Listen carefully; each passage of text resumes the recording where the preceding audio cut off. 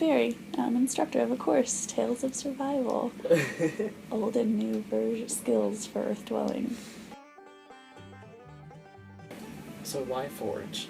Well, I guess first of all, if you're outside hiking a lot, you notice things, plants, trees, ferns, rocks, and if you're like me, you just are full of questions like, oh, what's that? Can I eat it? Is kind of one of like the number 2 question after what is that? Can I eat it?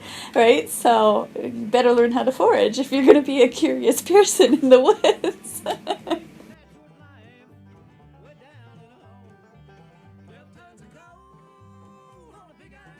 So why do you continue to forage in the other grocery store? Right.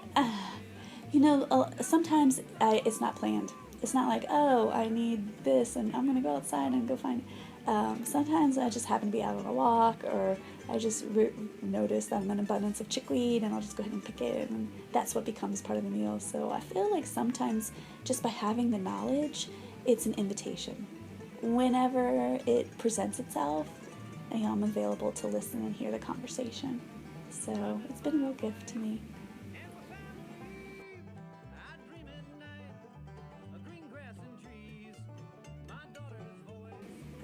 What are some of the most prevalent healthiest plants in the Appalachian that you know of? Right. Okay, so we went over dandelion, really common, really prevalent. Plantain, a good salad ingredient. Along with that, sorrel, the chickweed, those are just really prolific. We talked about burdock is another one, and also a root crop, but the leafy greens. The toxic but potentially edible pokeweed, one of my favorites. Let's think, so are some others. Yeah, violets we didn't really specifically talk about, but wild violets are edible. You can put them in flowers, and different teas we talked about it this winter. So your hemlock or your pine needle teas, really fun.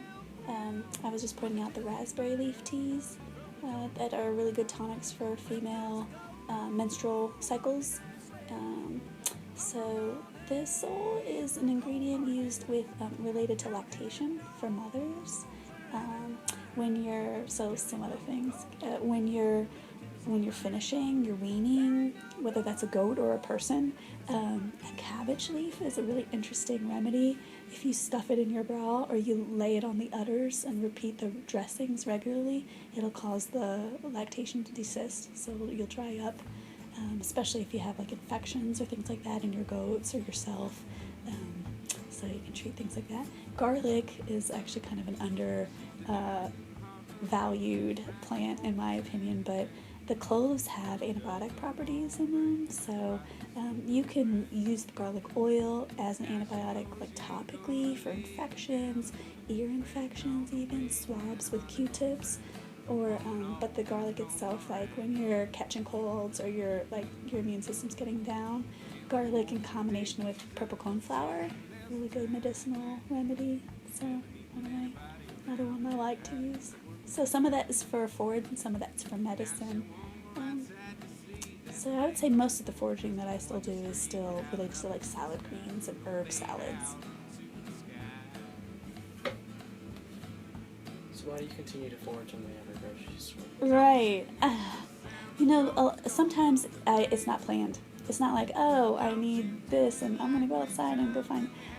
Sometimes I just happen to be out on a walk, or I just notice that I'm an abundance of chickweed and I'll just go ahead and pick it, and that's what becomes part of the meal. So I feel like sometimes just by having the knowledge, it's an invitation.